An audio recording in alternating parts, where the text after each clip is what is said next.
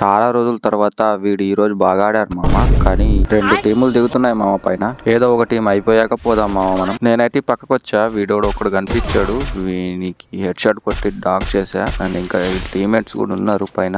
మనం వెళ్దాం. అక్కడ నుంచి టెక్కా మామ. మా టీమేట్ ని కూడా కొట్టాడు ఇప్పుడే.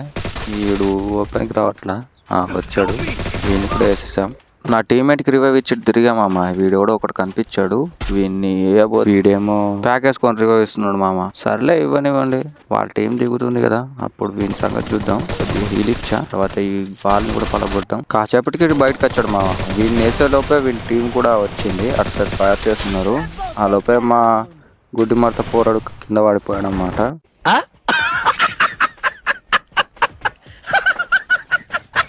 ఇప్పుడు నేను ఒక్కనే మామ, వాళ్ళ టీం ఉండవచ్చు.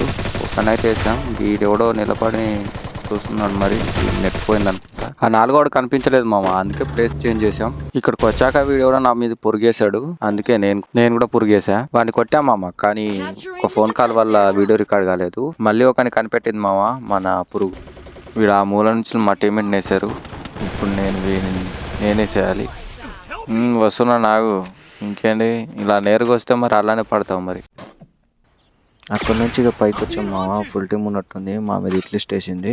ఫుల్ టీం ఉందని తెలుసు కూడా వీడు ఓపెన్లోకి వెళ్ళడం అవసరమా మామ? వెళ్ళాడు, అయిపోయాడు. ఇక మీకు కొత్తగా చెప్పే విషయం ఏది లేదు మామ. నన్ను అయితే ఓపెన్కి కూడా రానివ్వాల వీళ్ళు. ఈరోజు వీడియో అయితే ఇంతే మామ. నచ్చితే లైక్ షేర్ సబ్స్క్రైబ్ చేసుకోండి. Thank you. Bye bye.